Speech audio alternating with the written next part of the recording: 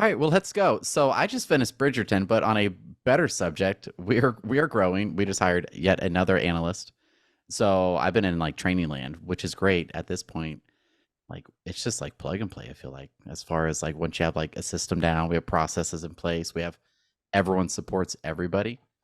It's good. It's I everything's know. rainbows It's and fu- unicorns over here. Do you convert? I love it. it's fun to see. I know in our last big meeting we have two new faces, one on the Yeah. design team and one for you. So it's been fun bringing new energy, new blood into All the the mix. boxes get smaller and smaller, and we still had like three or four Hmm. people out on that call. But I'm like, oh goodness, like Yeah, I need more screens or something. I don't know. yeah, it's Wait, do fun. we need more energy? Don't I bring enough energy for the whole We You need, crew? do. yeah, we need Beth. We need Beth number two, Beth number three.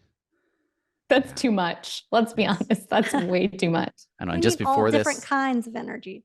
different kinds. We all bring different energy. That's we're like a sitcom. I Yeah. decided, and that's what makes us work. That's to me. I think that's what Ooh. makes a good teamwork as well. Um, Yeah. like think of it as a sitcom. You would miss that Yeah. character mostly, or it's like there we go. Hiring question, manager question. I'm all over the place today. Would you add that person to the next season or not? And that's if you should keep that person on Mhm. your team. That sounds Oh, really there you dark and go. depressing, but just it makes it a little bit lighter. You're like, actually, no, they don't really add value to the season or to your team, however, whatever analogy you want to do. Speaking of adding to our team, we Yep. are for sure looking for someone, a Hiring. unicorn of a person. Mhm. Um, And I get to Yeah. work for We Carla. only hire yeah, unicorns, let's be honest. that's true. That's true.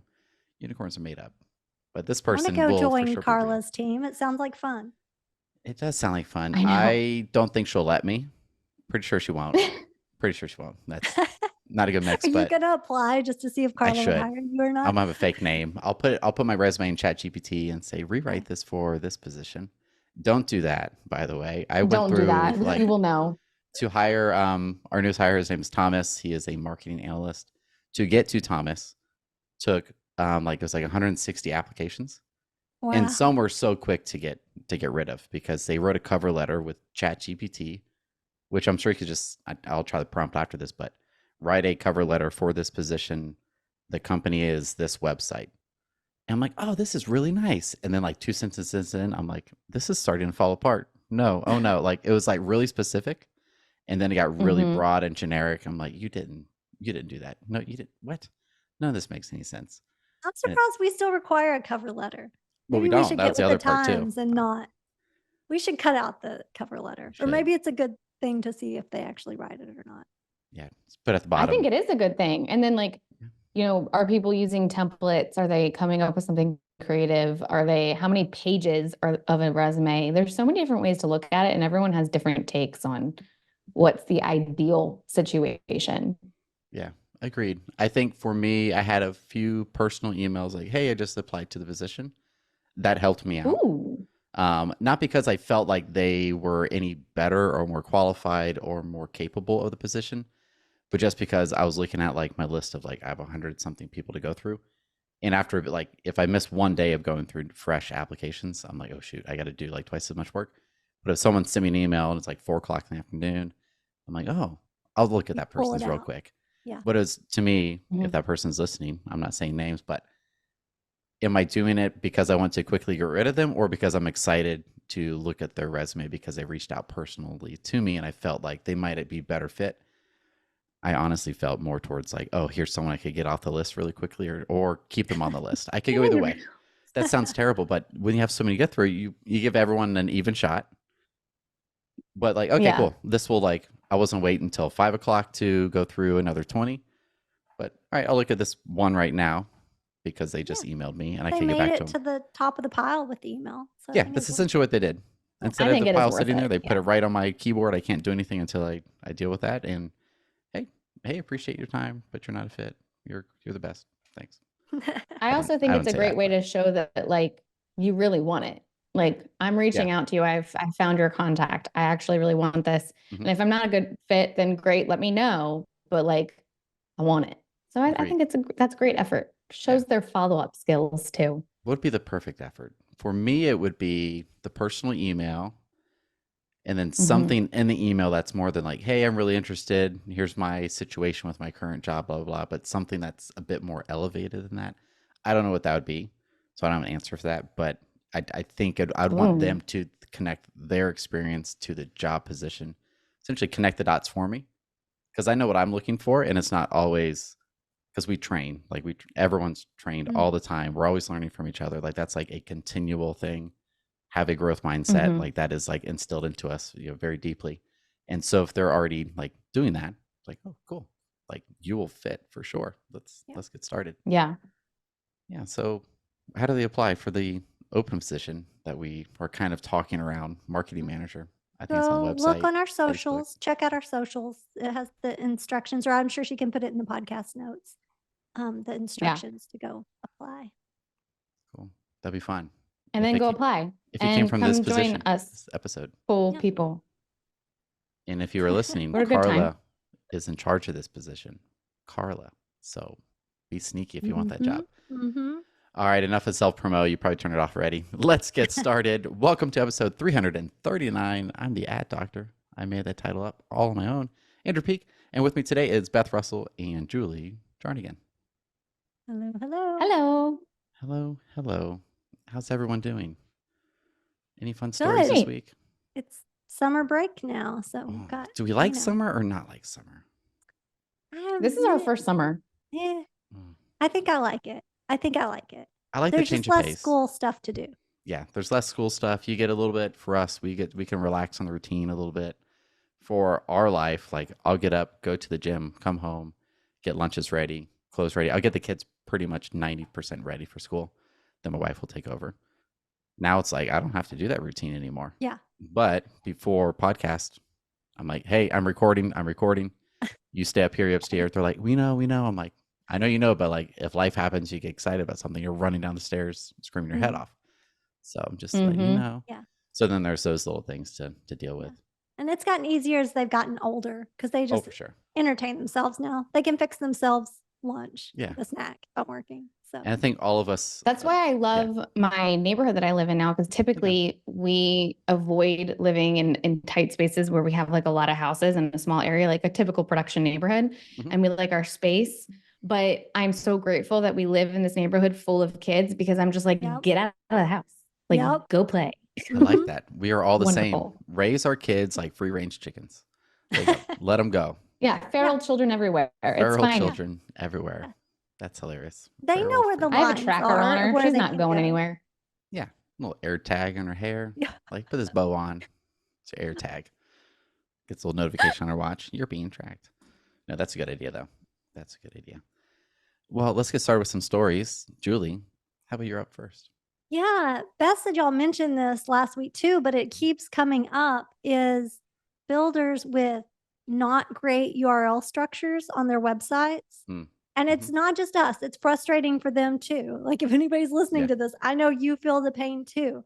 But if you're building a new website or redoing a new website, it seems like a little afterthought about how your URL is structured for reporting and for SEO, for so many things. It's so important to make sure that those, like the division name follows it throughout, the area name or the community name, and you click on a floor plan. Make sure that those keep going through the website, because otherwise when you start trying to track things, and then today we were having to make decisions on ads based on that, because if we sent everybody directly to a quick move-in ad, just like the logistics of trying to track all that was going to be so much more complicated for a specific division. So it seems like a little thing, and we probably seem like we harp on it, but if you don't have the data and you're going in somewhere blind, it's just so much harder to make decisions and to take a good look at things. So you're all structured. Sarah, I believe it was Sarah, wrote a great blog post about this probably last year. Yeah.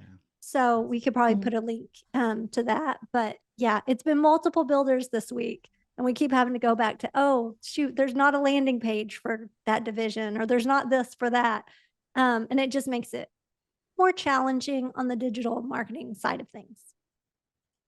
I think that's also why it's important you pick the right web developer to have in your corner that understands the importance of that and understands our specific industry and the type of pages that we'll need to send people to, because it really grinds my gears when I just want to be able to send an ad to a filtered page with certain filters in place so I can group things accordingly. And we just don't have the option to do that. Yes. So I really appreciate it. Shout out to the web developers out there that are allowing new URLs to generate when filters are in place. Oh, so love that. Kudos to y'all. Yes. And it also makes your ads perform better, because if you're having to send it to a super general page, they're getting lost as soon as they get there with, 10 communities when there's really 2 that like fit them, but there's no way to filter those out. It's just, you're spending money on ads that could perform better if they had a better landing page or page to land on. Agreed. And if you change your URLs, that's really hard to say. If you change them, I think you need to make sure you have redirects in place. I know that's kind of obvious, but just depending on who you work with or your platform you're on, like it can be something that's forgotten. Quick little story today. I'll do this today. If you're running Facebook ads, which I'm sure 99% of everyone here is, and you have UTMs on the ads, so you know how they perform in Google Analytics and GA4. If there's a redirect in between the two, guess what happens? The UTM goes away. There's no data. Oh no. Then you're like, what happened to my data? What happened to my data? So even though the URL is good, like there's no loss of traffic, there's no loss of potential leads or sales. It's just the data will get pushed back into whatever Google decides that person came from. It won't be underneath social or organic. So it will affect organic, social, and paid social if you have a redirect from Facebook to your website. So keep your URLs. I've had that happen too. It's so confusing. It's like I see the ad, it's getting clicks. Where's the data? Yeah, happens all the time. And it's not I don't say it's not reckless, because that sounds like there's more fault. Reckless driving, you're like, oh, that's someone was acting reckless. It's you're reckless. Like URL got changed over here. Hey, you updated it. Okay, cool, thanks. And then a month later, like, oh, we didn't change it on that part, or we didn't notify this person, or someone else changed it who isn't in marketing, person IT, they made a change, etc. It's always like there's no ill intent. It's just something happens. The redirect works, so we're good to go. Sometimes it's set up where if you change the header, the title of the page on the back end, it'll change the URL, and people don't realize that. So they'll put closeout or something after the community name, then it messes up, it changes the URL. So that's another thing that I've seen happen before. They don't realize that the back end of the website is set up for the URL to match that title or header or whatever it is. Yeah. You have to know the my dad, I don't know if this is a military term. So he was let's go military talk right now. My father. Oh, David. boy. There we go. I'm not military. I did one semester RTC. I'm like, not for me. And I grew up with it. So I was like, oh, maybe I will, maybe I won't. I'm like, they don't want me in there. But he was logistics. He was XO of a support battalion, deployed all the stuff, So he's like logistics and things. He'd always tell me seeds and branches. I have no idea if that's military or not. No idea, or something he made up from rural South Carolina. So you make a change. It could plant a seed that could then create a whole new slew of issues. Or you cut a branch and then XYZ happens. So essentially there's a cause and effect of everything. And the deeper you know a system, the deeper you know the system, the more you look at a change and you're like, oh no, I have to consider all these things. And that's why it's like, oh, let's just do this one little change here. Like, it's no big deal. And you're like, yeah, I know it takes 2 seconds to change the title, but that could then, here's what will happen. We'll change the title. That could change the URL. We then have to update the UTMs potentially and the URLs and all the ads. If we don't, we lose the data. Then a month later, we have this meeting and we don't have the data. And then you see this like cascading effect from like a 5-second change of just changing the title. So you have to understand like everything to see the potential, like, ooh, we can't just like make that change so quickly. Yeah. Think through the unintended consequences. I think that's what Steve Shoemaker used to say at Ideal Homes. Unintended. Oh, which is hilarious, by the way. Quick story again. I was looking at the calendar. I was explaining a new builder to Thomas on the team. I'm like, yeah, so we've known this person for a while. I searched on the calendar. I'm like, this calendar invite goes back to 2014. Steve was on there. Someone else was on there. I'm like, this is hilarious. Like, we've known these people like for that long. And like, I've known them, like, this is a long time. Like, wow. And Julie, you've been in it like a heck of a lot longer than I have. Just home building. So Yeah. I'll stop rambling on. 2005. Wow. Years. That's awesome. That's why you're so great. You're so great. Love it. Beth, what do you got? Speaking of unintentional consequences and thinking through things, incentive marketing has been something that's been brought up a couple times across different builders, of, you know, what's the best way to market this incentive, or how do I structure this, and what's the messaging that'll get across or perform the best. And I think it's hard for people to hear, but the more simple, the better. And I think we have this tendency, both from outside influences such as sales or higher ups, that we have to have some oomph, some pizzazz, some sort of gimmick, if you will, when it comes to it. But like, similar to Andrew, when it comes to joining the military, just better not. Better not. Like, it's just better if you don't. You're just better off. You don't need. I had a conversation with a marketer today. They're like, you know, we have this thing going on this weekend. How should I put together the collateral and the messaging? And I'm just like, simple.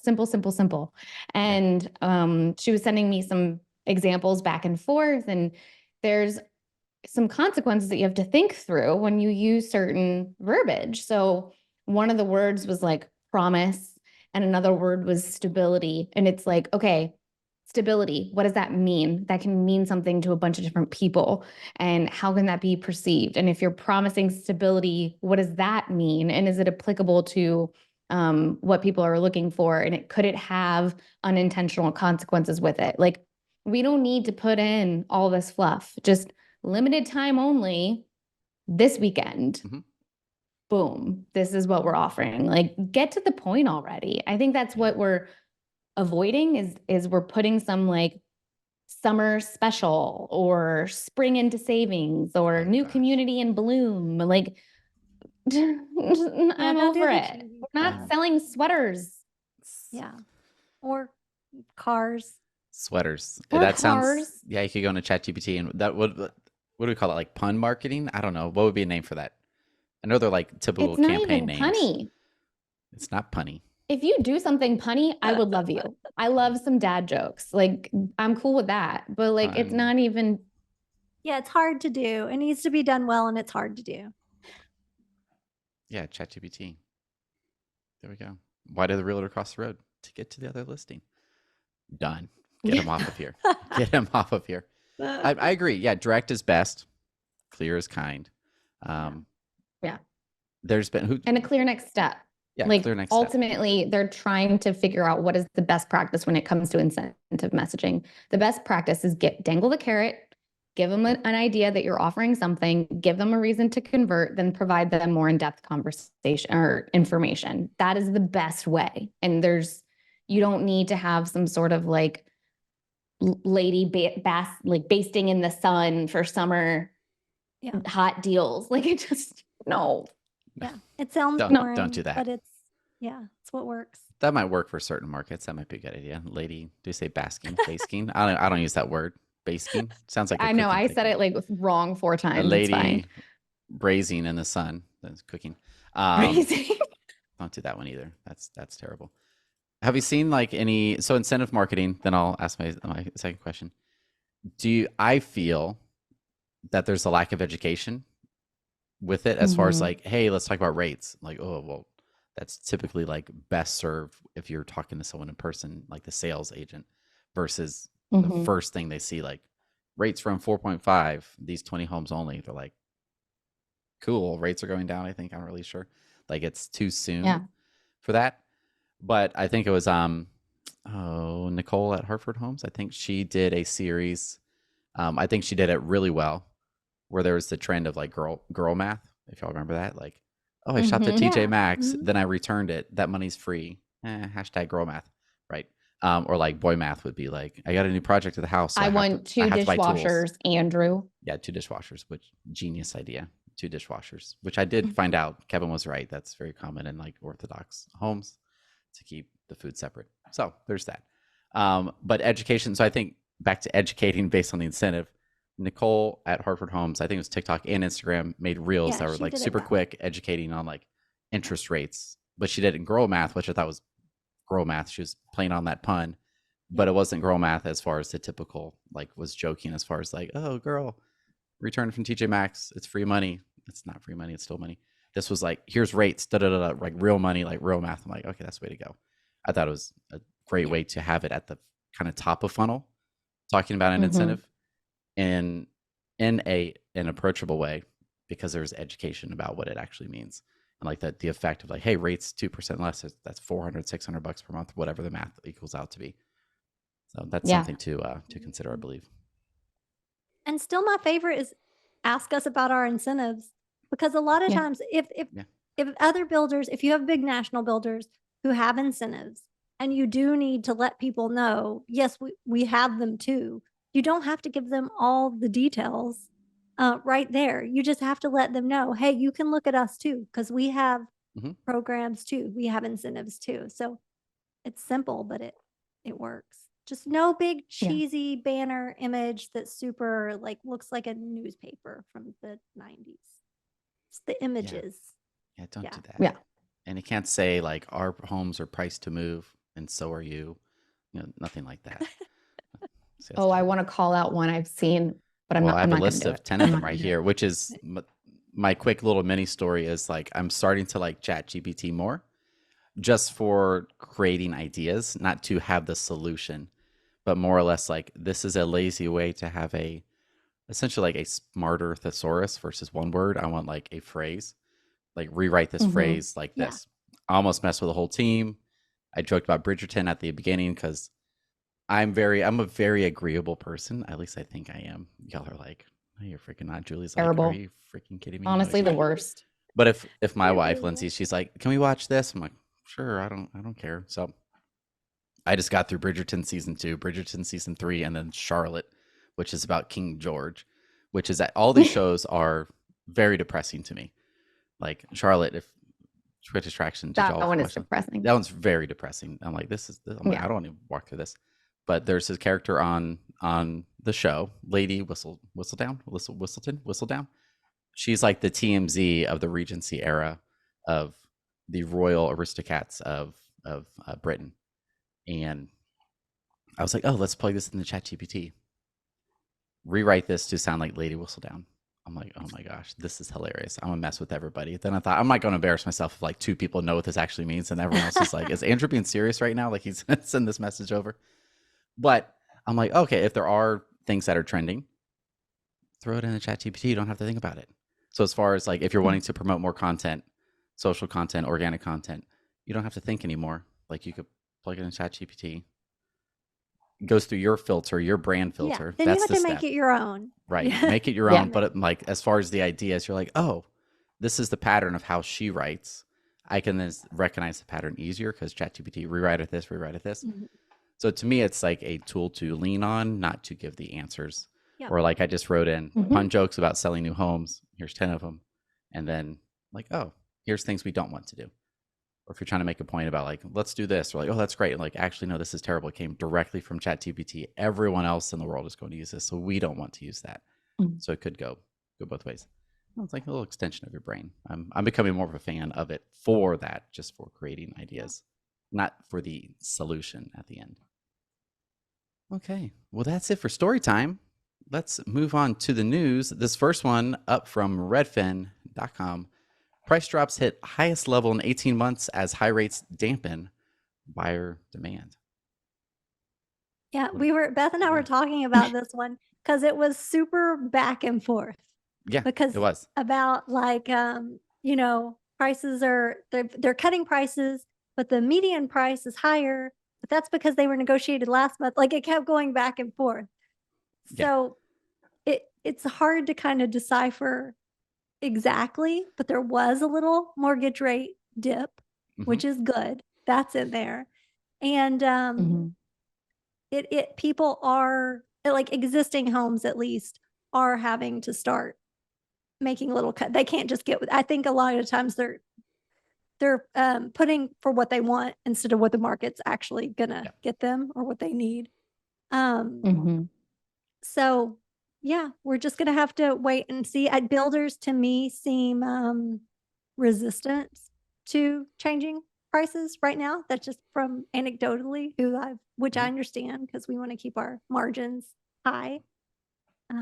But we'll just have to wait and see what existing markets do, where prices go. From a builder perspective, these types of articles that are touching base on like the overall general market volatility and what is happening in the this way or that way and prices, and ultimately it's a reminder for all marketers that they have to be tapped into their specific market, because the reality is yeah, nationally there's trends, but so even what we see via home builder data is that those trends are varying at different scales across each individual market. So the amount of times that we're reminding marketers, hey, what's going on in your market? What's selling? What's the price point that's selling? What's the product that's moving? Like, how are other builders doing in your market? And them not knowing or have done the homework or done their competitive analysis. Like, it's important that you're tapped in and that you're having those conversations with your sales team so you have a pulse on how things are actually performing to your local market. So that way, when the questions come, you're like, hey, we're seeing a slowdown, but everyone is. This is what's moving in our market. This is the price point that's performing the best. And we're just out of that price point. So this is what we should expect. Like, you need to arm yourselves with that knowledge and do the homework so that those conversations, you're armed and ready when they come. Because they will come. They come every year. Yeah. Every year. Yeah. I was going to add in there. Yeah. 100% agree with you on that, Beth. Like, if you're in your market, like, you should know, like, casually, someone's like, hey, how much should a 4-bedroom, 3-bath, 3,500 feet this side of town go for? You're like, new construction or existing? Like, you should like know it that well. Like, all right, that should be 6 to 650, depending on, you know, what's added in. But what's really interesting I saw was, for now, the median home sales price is up 4.3 year over year. So that's, look at the headline. Price drops hit highest level in 18 months. Yeah. That's really confusing. Why they say drop and highest in the same sentence? That's really weird. But it's really, median home sales price is up 4.3% year over year. Mhm. Okay. So actual selling price is up, but asking price dropped 3,000 on average. So I think it's truly what you're pointing out. Like, people, their hopes and dreams are less shining, and now they're being more honest with themselves. Or the realtors are like, hey, you can't list at that. It has to be down here. Yeah. So, but they're still and up, but the data's old. they interviewed a realtor, I think is what it was, down at the bottom, and it said people who are buying right now are typically doing so because they're having a baby or looking for a more family friendly home. I don't think it's just those things, but it's just a thought of, there's still people coming into the market. Oh yeah. Like, people are moving, people are getting That'll always jobs. happen. Yeah. People, there's reasons people are moving. We just need to capture those that are in the market. Yeah, the market may be a little soft traffic wise. It's gotten a little softer this last month, but it's like, they're still out there. We just keep having to push and go back into that CRM, as Beth says, and find all those people who are, your who are buyers still are there. moving. What is that? The 4Ds or 5Ds? Diapers? Death, divorce. Well, there was, There we go. You know diapers. one. Death. death, Displacement. divorce, death, displacement, divorce. Diapers. diamonds, Diamonds. diapers. 5Ds. Diamonds. The 5Ds. I don't know who said that. Someone said it. Rob Hahn. Was it Rob Hahn? I Brilliant, remember whoever like said that's it. the Rob's first fun. place we quoted it from was Rob Hahn, but I don't know if he originated it or if it was a remix. Remix. Will Duderstadt remix. Or Usher. Let's see. The next one up from sort of Amazon, but this is from CNBC. Amazon to expand drone delivery service after clearing FAA hurdle. So I think we should connect this to marketing, although I think it's super cool what they're doing. And I thought years ago when Amazon, Jeff Bezos was like, hey, we're going to have drones deliver packages to your homes. Everyone talks about it. I'm like, that is such a amazing SEO strategy to say something so grand and like ridiculous. Like, everyone's going to talk about it. Everyone will link to Amazon's website, and they have all these credible websites talking about you, which is what feeds your relevance to Google. Like, it brings you up in search listings because CNBC is talking about you. CNBC is not talking about your competitor. Which one seems like a more relevant listing or website to pull up first? Probably the one that has people talking about it on CNBC. So I think this is great because this should, if we think about, we need home prices to be lower. which means the land needs to be lower, which means we need to have land that's maybe in less ideal locations. And if this helps with Amazon delivery to those locations, which then makes it easier to live there, you're not like, shoot, if we live like 30 minutes that way, we don't get Prime same day or next day. It's Prime like 2 days, which for me, I could order stuff still. It's 4:00 right now.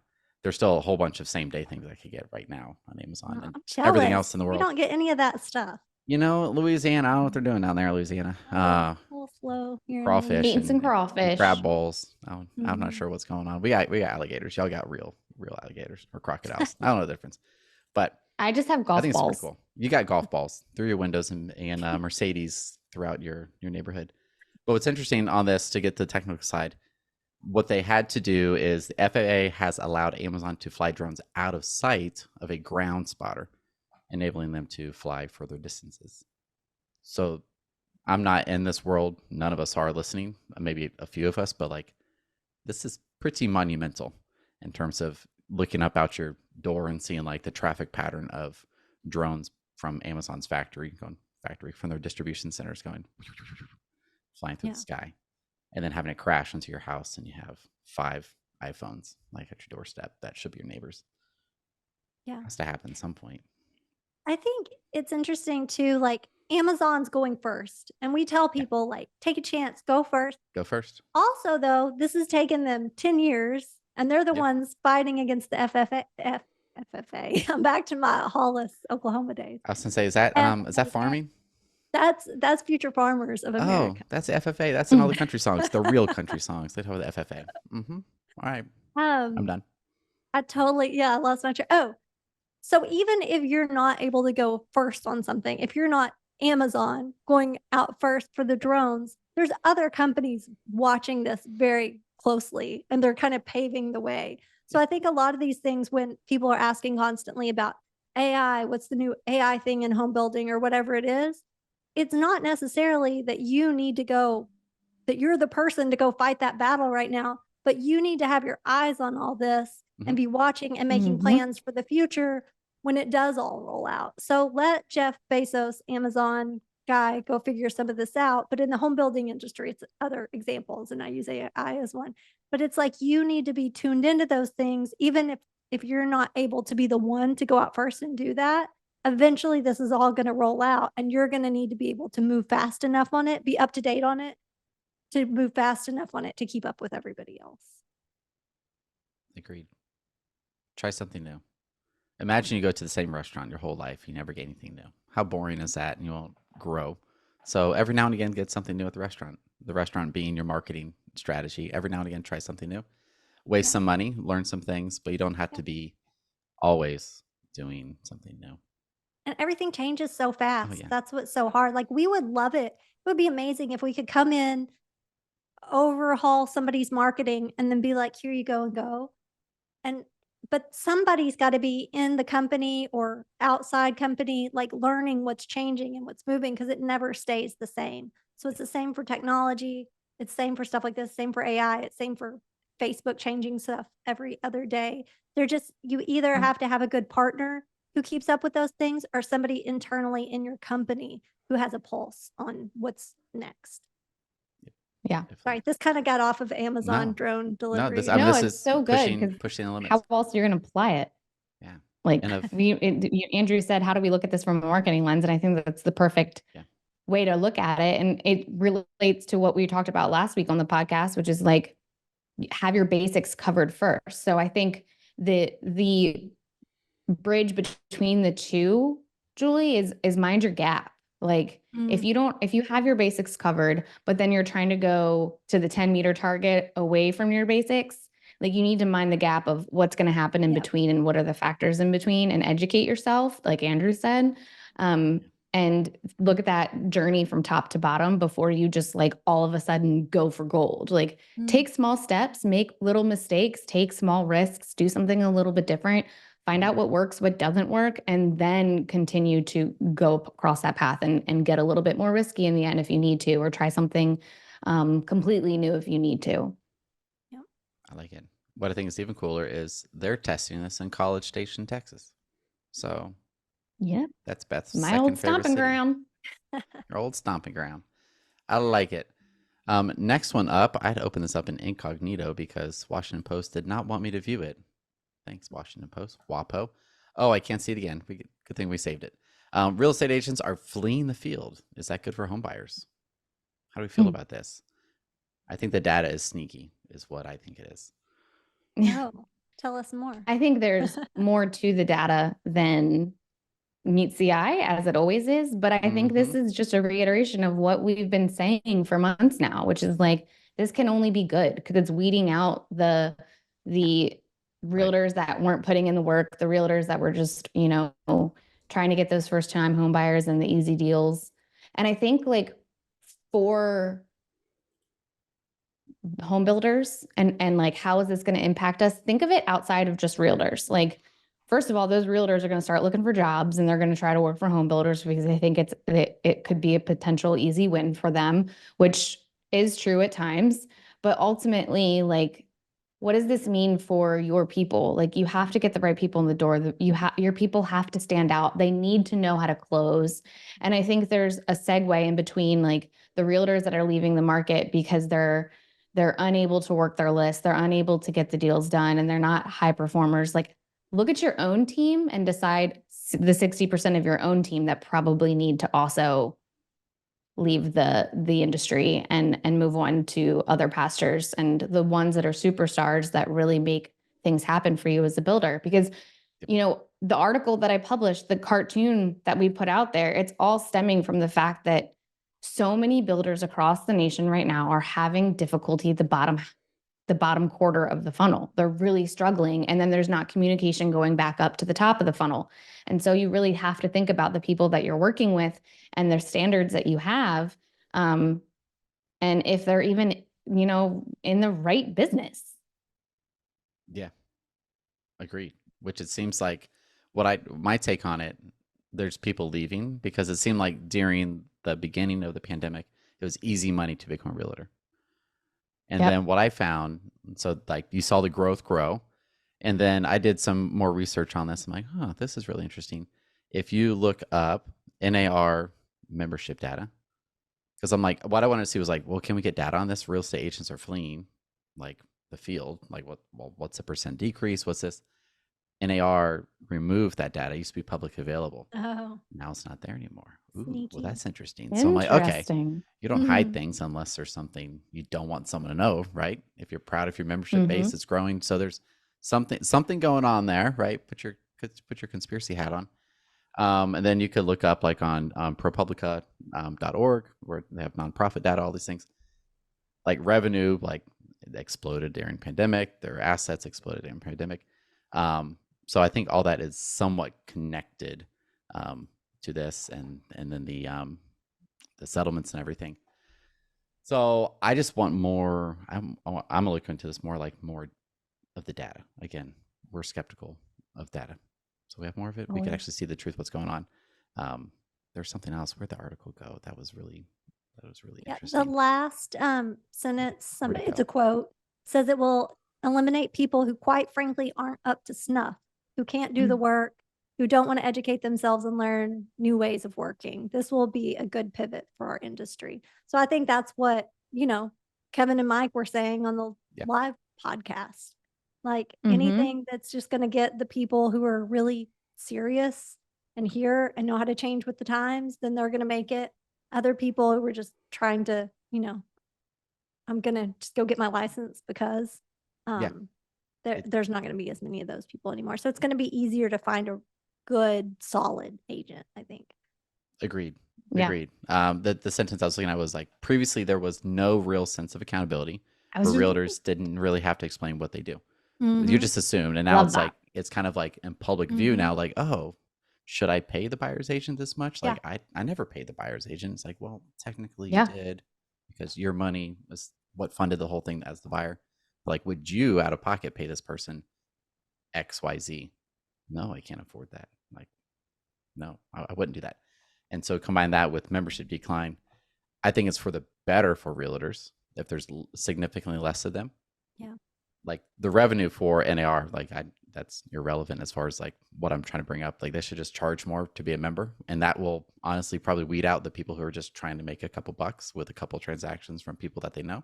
If it's $5,000, 10, whatever it is per year to be a NAR, to be a licensed realtor, just make it more difficult. And then there's less of them. We know they're better because they're better educated. They have more training. There's less, so they have more transaction under the belt. They're more experienced. Seems like a win for realtors, but it seems turbulent to get there. So it feels, I'm sure right now, if I was a realtor, I'd be like, this sucks. It sucks. Like, what's going on? But long term, I think it should be better. Yeah. Agreed. Yeah. I love that line, Andrew, especially the accountability piece. Accountability. We all need accountability. We all need accountability. And it's just like you said, like in the market, it was easy. In the previous market, it was a little bit easier. And that's what we're seeing with our builders is like, okay, we went from having salespeople that are taking orders at Chick-fil-A to like actually having to ask people what they want, actually having to follow up, actually having to stand outside and have the conversation. Like it looks different. And so you got to put the work in. You have to hold yourself accountable. Realtors are now having to do the same. Agreed. I like it. Well, that's it for the news. We have any other news we can talk about? Anything? Beth, do you have news to share? I have zero news. Okay, good. I was like, do I have news? I don't know. Do you? No. It's like, do you have something to tell us? I could not be more boring. Well, let's do our you know what my news favorites. is? I'm not moving this summer. That's fantastic. That is fantastic news. I'm not moving not either. Buying a house this summer. I'm not moving this summer. Good. This is great. Even better. You're not doing anything, which is, that sounds good.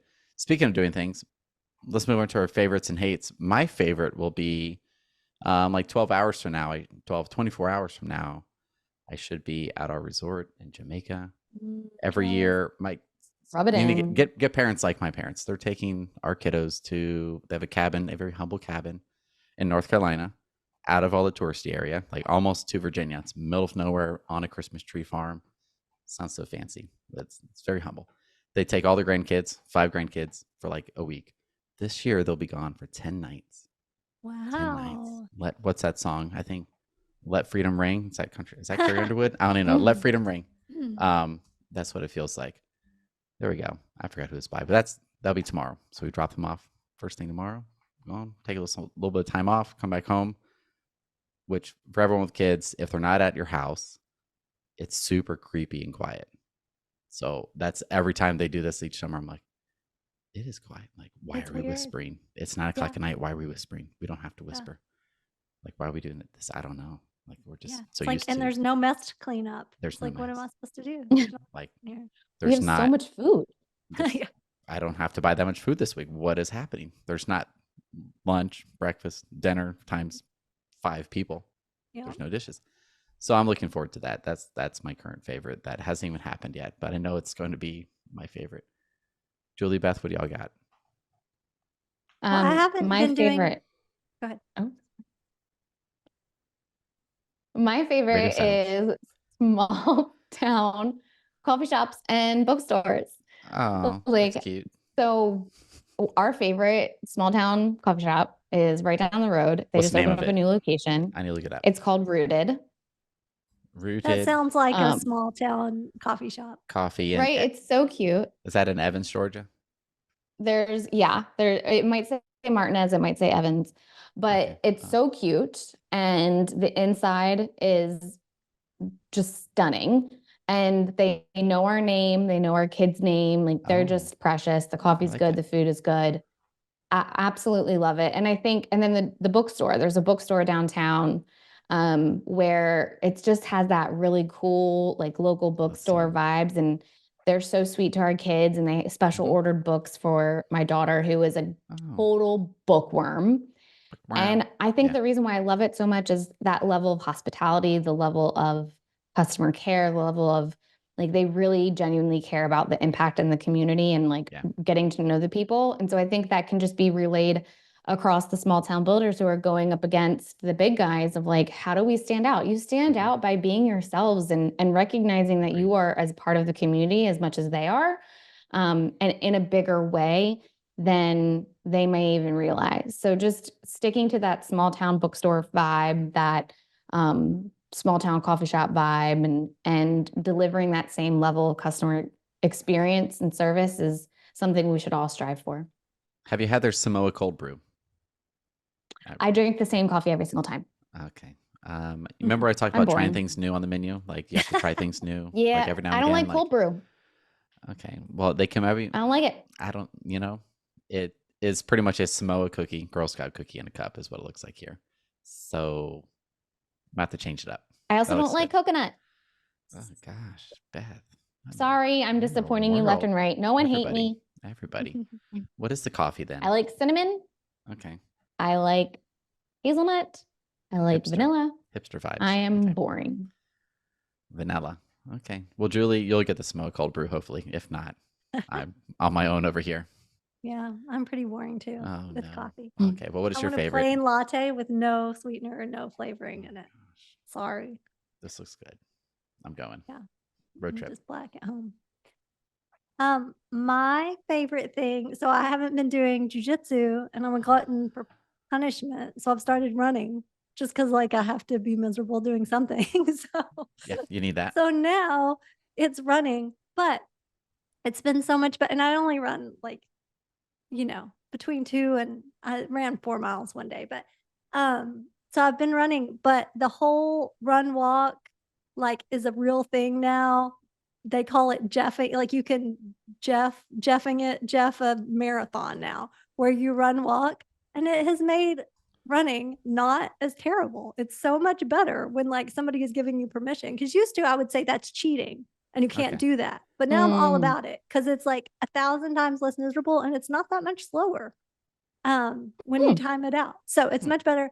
And then I like the there's runners, the flip belt, except I got the cheap knockoff version on Amazon. Shame on me. Yeah. So it's right. little fanny pack thing for your phone, but the fanny pack moves. So I'm now have changed my misery to running, but the run walk Jeffrey Galloway thing has made it much less miserable. Right. So I didn't know what that was. I wasn't even sure if I was spelling it correctly, because you're saying Jeffing, and I'm like, okay, it must be someone's name. So I type in Jeffing. Yeah. I got the AI overview from Gemini on Google. Jeffing is a running technique that involves alternating between running and walking in short intervals, also known as a run walk or interval training, and is similar to fartlek. Yeah, that's like a type of, yeah. There you go. That's like fartlecking training, I think. I rather Jeff than the more you know. Fartlek. The more you know. Fartlek. So this is a pretty, and then like the, so I brought this up because the AI overview is actually pretty cool there. And even though they're stealing that content, some people would say, to put it on their website, Google, versus going to the source website, it does seem to encourage you to keep diving further, because it gives you enough to be like, ooh, I want to know more. I want to know more. I need to look at that, because that sounds initially starting and stopping anything sounds more challenging than just get it done with. But yeah, for me, it's much less. But now that like I'm looking at stuff like this, Facebook keeps suggesting me like 60 plus at runners group. Like I'm not that's 60 rude. plus. So rude. 40 plus. I'm not over 60 you, plus. And there was another one called Old Ladies Running. Oh my but I'll probably join that one because I like not them. old. But Facebook thinks I'm a 60 plus runner now, which I don't. What if I'm still running when I'm 60? Hallelujah. Yeah, shout out to you. I'm not running in my 30s. I'm not running in my bones hurt when I run. My bones hurt. I threw the kids in the pool the other day. I woke up the next day. I'm like, man, why is my body sore? Like, what's wrong with me? Like, and I'm at the gym, like, every day, everything. But I'm like in this movement pattern versus like this wobbly, like 8-year-old little girl that I'm just launching in the air. All right, so Jeffing. Maybe I'll Jeffing it. Little vacation. I'll do a little Jeffing down in Jamaica. At Summit, somebody can go Jeff it with me. Yeah, if I'm a little still Jeffing running. time at the Summit, downtown Chicago. Are we sold out of the Summit? We still got tickets, right? We got a few, or a wait list. It's barely nothing. There's a lot of people coming. Yeah, it's gonna be great. I feel like we could talk about anything at the end of the episode, right? Is that fair game? I don't think it is. Olivia, sorry. Yes, last week we talked about English muffins. We could talk about whatever. Valid. Now let's move on to Pop-Tarts. Who watched the Pop-Tart show, Unfrosted, I think, with Jerry Seinfeld? Oh, no, it's how Pop-Tarts were created. It's pretty good. No. It's good. It's one of I did not. the, usually there's like a bunch of comedians make a show and you're like, it's actually not that funny. They're trying too hard. Mhm. I like Jerry Yeah. Seinfeld. It was his humor. Like, it was actually interesting enough to like finish. Would I watch it again? Never. But it's interesting enough to see, like, because I love Okay. Pop-Tarts. But do we toast the Pop-Tarts or not toast the Pop-Tarts? Yes, and then you put butter on top of the Is that how you Pop-Tarts do to it? Or you're make making it fun of me? even Because that's how more. I eat it. Well, I Like, haven't. Are I you haven't serious? done it in a long time, but it is the most yes, delicious thing in that the whole is world. how you're supposed to do it. Like, They're so good. butter, No way. Yeah, Pop-Tart. try it. Mhm. Put butter Butter on on top of a Pop-Tart? Yeah. Mhm. Or flip it over Toast and it it absorbs first. more. And it melts. The butter melts. Oh, geez. Yes. Yes, please. Okay. New Chocolate. favorite thing. My old favorite thing's out the window. Pop-Tarts with butter. There we go. Pop-Tarts with What butter. flavor? If okay, you're Ooh. challenging me, I'm gonna Strawberry. do it. But I'm boring. Strawberry. I am Strawberry. chocolate Okay. fudge, but really just Ew. one of those because they're like, it's so chocolatey. Like, I don't want more than No. one. I'd say chocolate fudge, s'mores, the brown sugar one. No. And then sometimes the specialty, like random flavors that they have like pumpkin spice during like the fall. Those are usually not great, but sometimes there's like really good, like weird ones where you're like, dang, that was good. Interesting. There's a banana bread one. That one's okay. I'm going to No. be so excited if this makes it through the edit. Well, Pop-Tart time. I'm gonna have Pop-Tarts in the next one I record. Pop-Tart time. I'll report back. I'll try this butter situation, but I don't know. I'm skeptical. And do you do real butter, Julie, or like country crock, like the fake butter? I don't know. Cause like back in the day I would use country crock, but now these days I would use real butter for sure. Yeah, because But I don't. Like better the for- Irish butter. That stuff's Yeah. good. Okay, It's just so yeah. expensive. That's good. Like how you make bulletproof coffee if you've made that. Mhm. Yeah. Okay. See, Good. there we go. That's my new favorite that it needs to revisit. Rewind, delete. Hot coffee with the butter in it. Has to be like organic. Is it Irish? The Irish. What's the brand of that? Irish butter. Kettle Creek or something like that. Kerrygold. There we There go. you go. Kerrygold. Why did I say And Kettle Creek? a Isn't little that bit of like half and half. It's like dessert in a cup. It will make your coffee taste like a brownie. It's ridiculous. So get that, get your Pop-Tart, and then email Then us go- and say, I feel Then terrible. go run because you've just eaten Yes. like 2,000 calories. Go do some jeffing. Olivia, thank you for editing this. If you want to keep this in, you can keep it in. That is it. I'm gonna read the outro because it's so much fun. Thanks for listening. Don't forget to become a member for free of Do You Convert's all access community app for home builders and developers. Watch behind the scenes video from the podcast, frequent exclusive postings, and analysis from the Do You Convert team, access to private hangouts, and more. Until next time. See you all. have a good one. Bye.